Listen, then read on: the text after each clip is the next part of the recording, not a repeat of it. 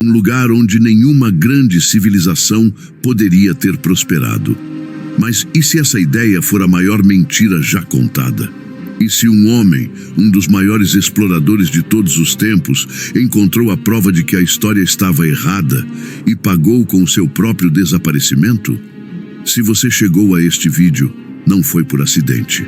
Você foi atraído pelo eco de uma das buscas mais ousadas e trágicas da história. A busca pela cidade perdida de Z. Hoje, não vamos apenas contar a história de Percy Fawcett. Vamos seguir seus passos até o ponto sem retorno, o lugar no mapa onde ele encontrou algo tão profundo que o engoliu para sempre. Você já olhou para o imenso tapete verde da Amazônia e sentiu que era impossível que estivesse vazio? Aquela sensação de que as histórias de cidades de ouro e impérios escondidos não podiam ser apenas mitos? Essa intuição é a sua mente de investigador se recusando a aceitar a narrativa oficial. É a mesma intuição que levou um homem a abandonar tudo em busca de uma verdade que o consumiu. Nos próximos minutos, vamos decodificar os mapas e as cartas secretas de Fawcett. Vamos revelar a evidência que ele encontrou e que o convenceu de que estava no caminho certo. E vamos confrontar o mistério final. Percy Fawcett foi morto pela selva, ou ele encontrou o que procurava? Um portal para outro mundo, do qual ele nunca mais quis ou pôde voltar. Antes de cruzarmos o ponto sem retorno, peço que você se junte oficialmente à nossa expedição. Se este tipo de mistério te fascina, curta este vídeo e, o mais importante, inscreva-se no canal para não perder nenhuma das nossas investigações. Agora, para selar o nosso pacto e provar que você não tem medo do desconhecido, comente com autoridade: a cidade perdida. A nossa fonte de autoridade hoje não é um acadêmico em uma sala confortável. A nossa fonte é o próprio homem que se tornou uma lenda.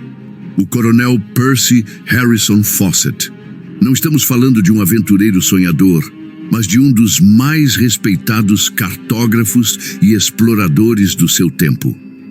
Um homem da ciência, um militar condecorado pela Royal Geographical Society, cuja precisão em mapear territórios desconhecidos era lendária.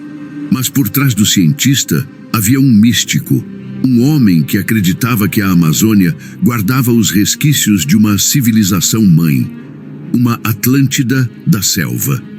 A obsessão de Fawcett não nasceu de um delírio febril em meio à selva.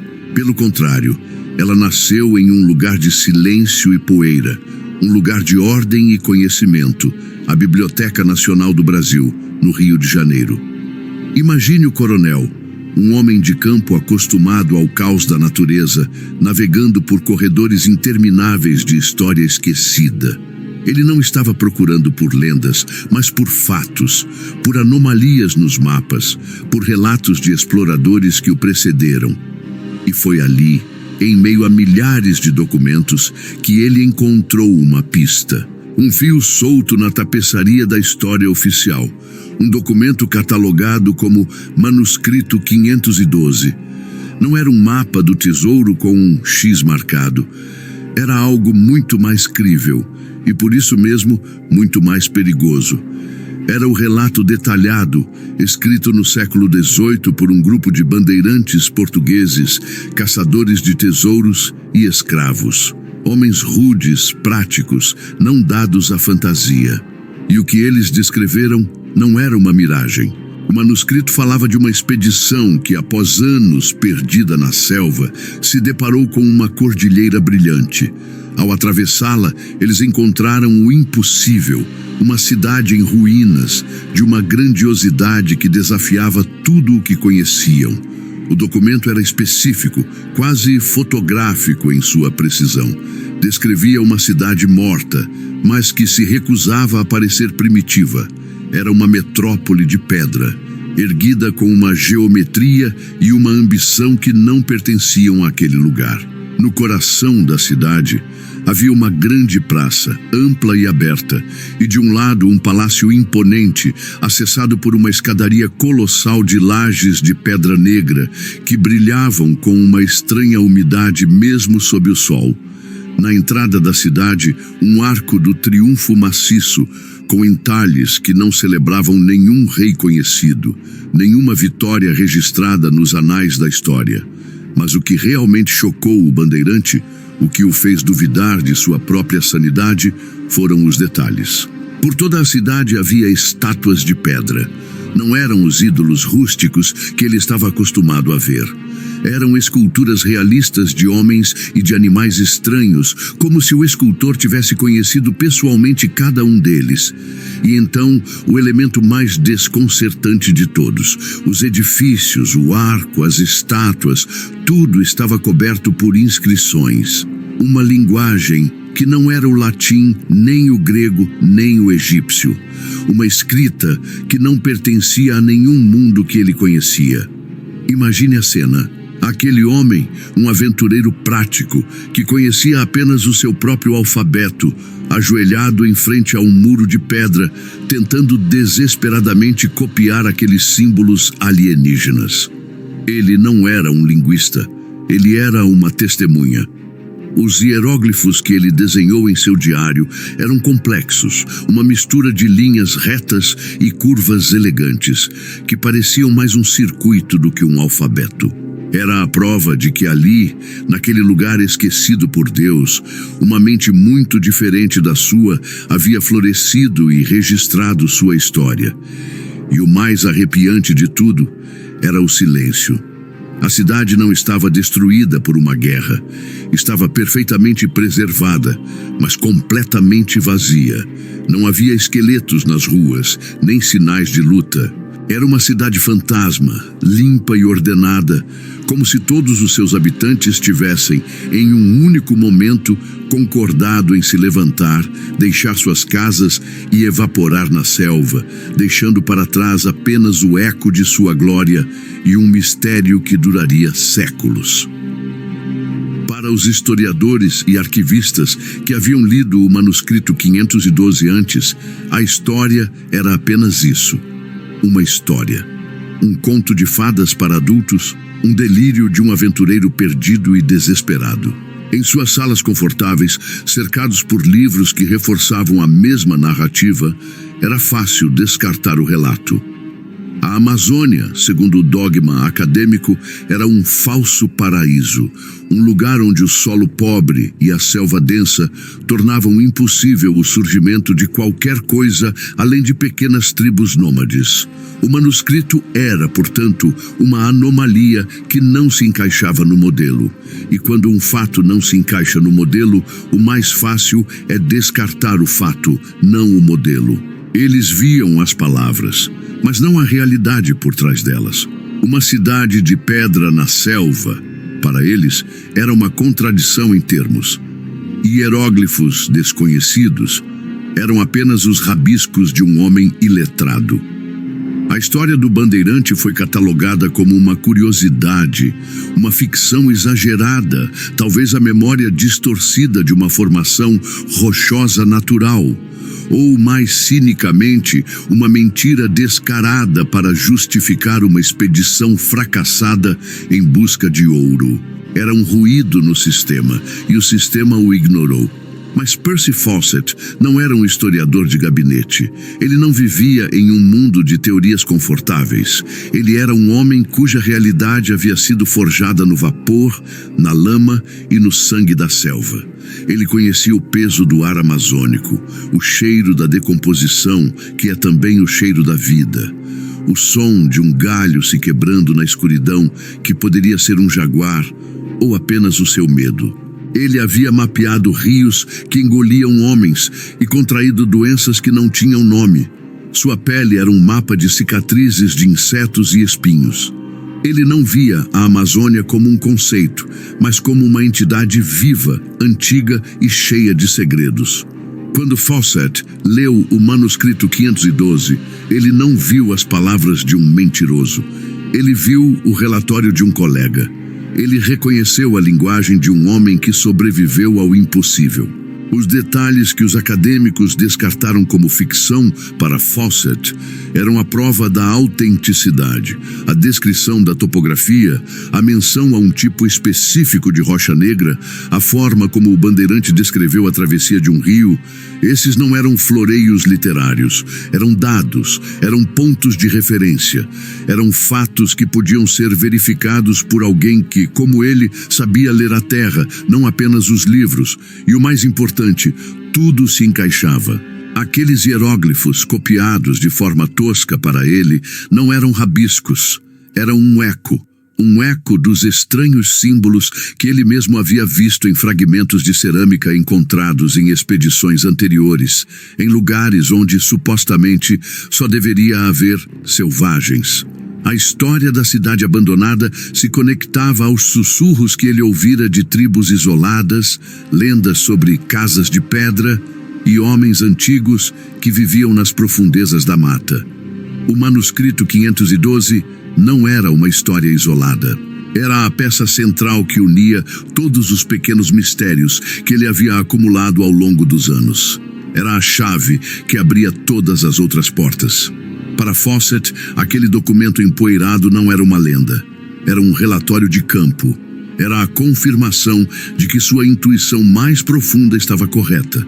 A cidade que o bandeirante encontrou por acaso, Fawcett iria encontrar por método. Ele a batizou de Z, um nome que representava o mistério final, a última peça do quebra-cabeça da história humana. O manuscrito 512 deixou de ser uma pista e se tornou o evangelho de sua busca. Ele transformou um explorador respeitado em um homem obcecado, um moderno cavaleiro do Santo Graal, disposto a sacrificar tudo, sua reputação, sua fortuna e, finalmente, sua própria vida, para provar que a cidade perdida de Z era real. Em suas expedições anteriores, Fawcett já havia coletado um rastro de migalhas de pão, pistas que o assombravam e que não se encaixavam em nenhuma narrativa conhecida. Ele encontrou fragmentos de cerâmica em lugares remotos, de uma qualidade e finura que eram simplesmente impossíveis. Não era o trabalho bruto e funcional das tribos nômades que ele conhecia. Era uma cerâmica fina, quase translúcida, com padrões geométricos complexos, a assinatura tecnológica de uma cultura sedentária e altamente desenvolvida.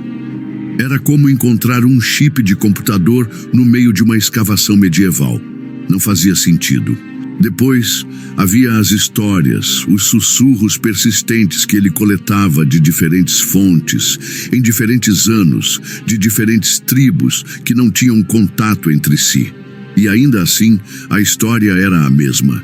Falavam de um povo antigo, de uma tribo fantasma que vivia nas profundezas da selva, em cidades escondidas. E a descrição era sempre desconcertante.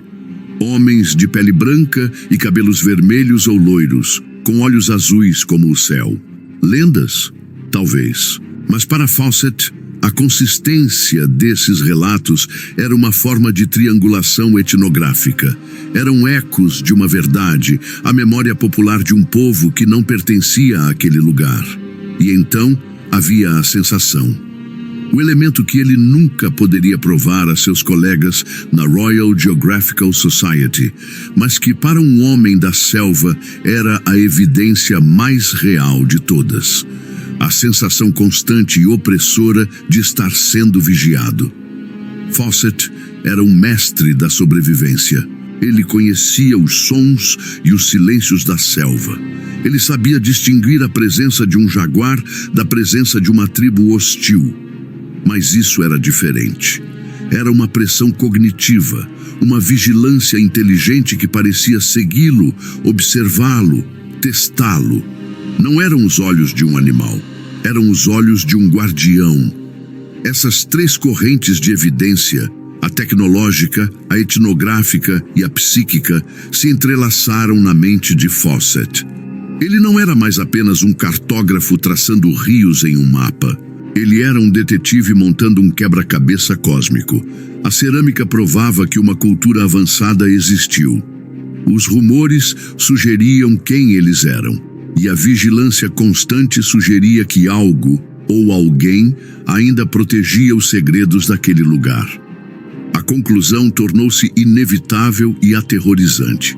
A Amazônia não era um vazio, era uma tumba, um cemitério de impérios, vasto e silencioso, coberto por um véu verde. E se havia um cemitério, isso significava que, em algum lugar, havia um mausoléu.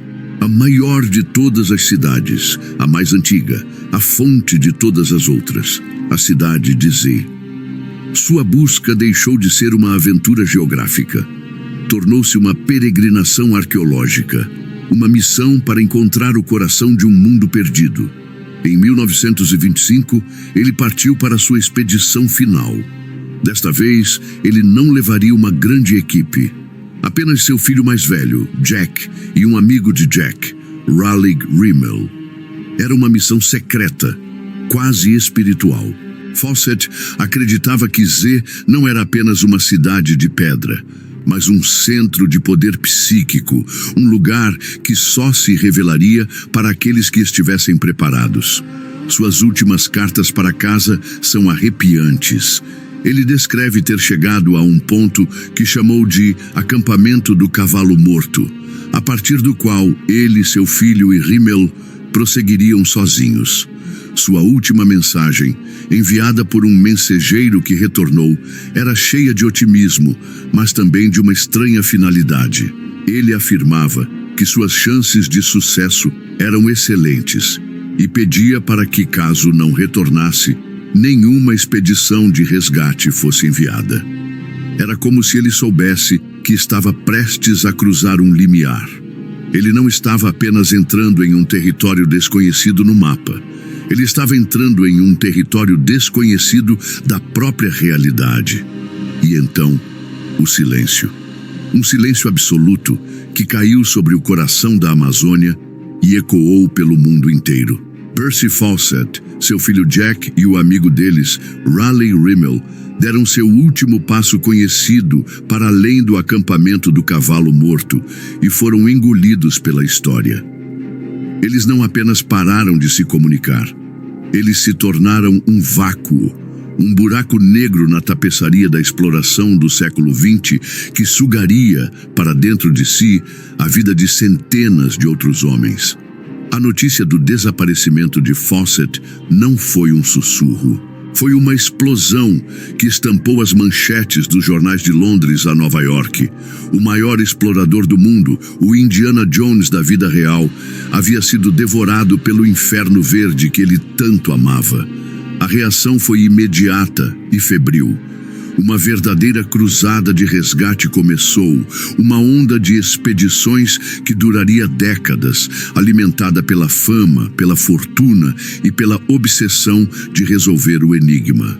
Aventureiros, jornalistas, cientistas, charlatães e sonhadores, todos se lançaram na selva, convencidos de que seriam eles a encontrar Fawcett, ou o que restou dele.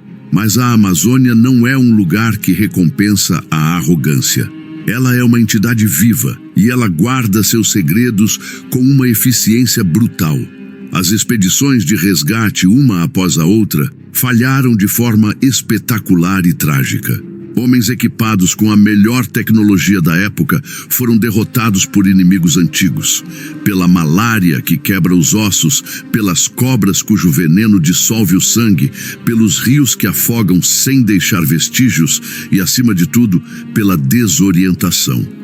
A loucura verde que transforma um homem em uma criança perdida em questão de horas.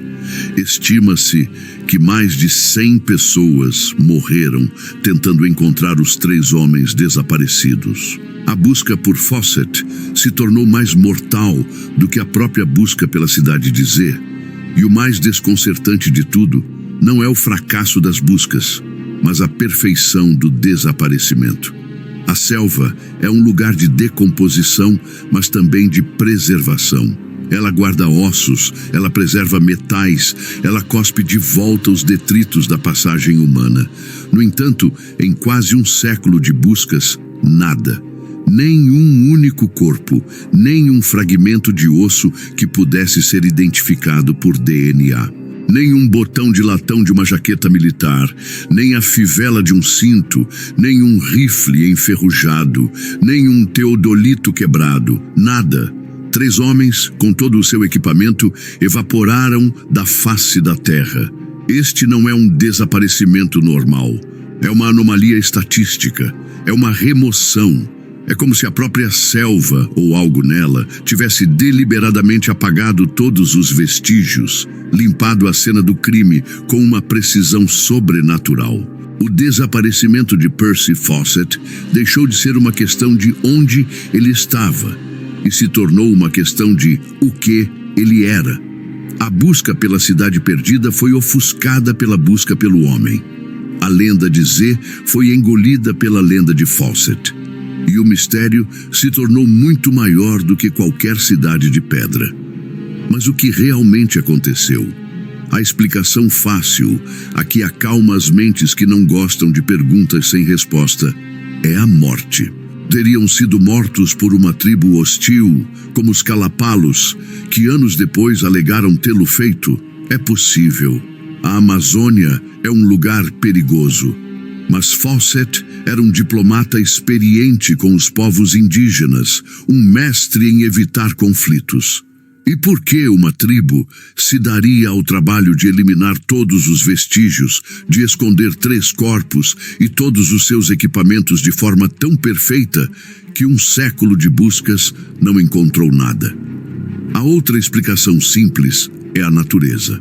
Doenças, fome, um animal selvagem, mas novamente isso não se encaixa com o perfil do homem. Fawcett era um sobrevivente endurecido. Sua última comunicação não era a de um homem desesperado, mas de um homem confiante, no auge de suas capacidades, prestes a alcançar o objetivo de sua vida. E, acima de tudo, a explicação da morte por acidente ou ataque não responde à pergunta mais perturbadora de todas. Por que ele pediu para que ninguém o procurasse? Esse pedido é a chave. Não é o aviso de um homem que teme o perigo. É a instrução de um homem que quer proteger um segredo. Ele não estava dizendo, não venham, pois vocês podem morrer. Ele estava dizendo, não venham, pois vocês não devem encontrar o que eu estou prestes a encontrar. Ele estava selando a entrada do seu santuário, protegendo Z, não apenas da selva, mas do nosso mundo. E então, há os ecos, os rumores persistentes que continuaram a emergir da selva por décadas. Histórias de um velho homem branco, um deus que vivia entre uma tribo isolada, que possuía conhecimentos estranhos e que era o guardião de uma cidade sagrada. Lendas? Provavelmente. Mas lendas são a fumaça de um fogo distante. São a memória distorcida de um evento real. A consistência dessas histórias, vindas de fontes diferentes, sugere que algo extraordinário de fato aconteceu. Não a morte de um explorador, mas a transformação de um homem. Quando juntamos as peças, a confiança de Fawcett, seu aviso enigmático, a ausência total de restos mortais e os ecos persistentes de sua sobrevivência, a narrativa de um simples fracasso se desfaz. A história que emerge é muito mais estranha, muito mais profunda e infinitamente mais persuasiva. A de que Percy Fawcett não falhou em sua busca. Ele foi bem-sucedido. A verdade mais radical, e talvez a mais provável, é que Percy Fawcett encontrou exatamente o que procurava. E o que ele encontrou era tão profundo, tão transformador, que o nosso mundo, com suas ambições mesquinhas e suas fronteiras, se tornou pequeno e irrelevante demais para ele. A cidade de Z não era apenas um conjunto de ruínas a serem catalogadas e exibidas em um museu britânico. Fawcett suspeitava que era algo mais. Um lugar de poder. Um nexo de energias que a nossa ciência moderna ainda não consegue medir.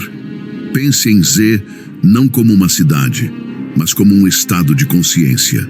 Um lugar onde a barreira entre o mundo físico e o espiritual é mais fina.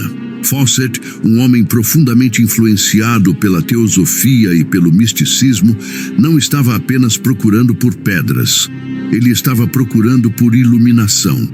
Ele acreditava que a selva, com seus perigos e seu isolamento, era um cadinho, um processo de purificação. Cada doença que ele sobreviveu, cada fome que ele suportou, cada medo que ele superou, tudo isso o estava preparando, limpando suas percepções para que ele pudesse finalmente ver o que estava escondido à vista de todos. Talvez o portal que ele mencionava em suas cartas não fosse uma estrutura de pedra com símbolos brilhantes, mas um portal interior, uma porta da percepção que só se abriria para alguém que tivesse passado pelos mesmos rituais de sobrevivência que os antigos habitantes daquele lugar. A selva não era o obstáculo, era o caminho, era o ritual de iniciação. E Fawcett, após décadas de tentativas, finalmente se tornou digno. Ele finalmente aprendeu a ver. O que acontece com um homem do século XX quando ele atravessa um limiar como esse? O que ele vê? Uma civilização cujos descendentes ainda vivem em harmonia com forças que nós esquecemos? Uma fonte de conhecimento que torna toda a nossa tecnologia e ciência primitivas? A resposta é que para um homem que vislumbra o infinito, o mundo finito perde todo o seu apelo. Voltar para a Inglaterra, para as reuniões da Sociedade Geográfica, para as guerras e a política, tudo isso se tornaria uma prisão. Portanto, o desaparecimento de Fawcett não foi uma tragédia, foi uma formatura. Ele não se perdeu na selva. Ele se encontrou em um lugar que estava procurando por toda a sua vida. Ele não foi morto. Ele transcendeu. Ele trocou nosso mapa por um que não podemos ler, nossa realidade por uma que não podemos compreender. Ele encontrou a cidade de Z, e ao fazê-lo, ele se tornou parte de seu mistério, um guardião silencioso da verdade que ele finalmente descobriu. Mas como uma civilização tão avançada pôde existir na Amazônia? E onde estão as provas definitivas? Acontece que, enquanto o mistério de Fawcett envelhecia, a tecnologia avançava. E o que a ciência está descobrindo agora, com satélites e tecnologia LIDAR, está reescrevendo tudo o que pensávamos saber. E está provando que Percy Fawcett, o sonhador, o místico, estava certo o tempo todo.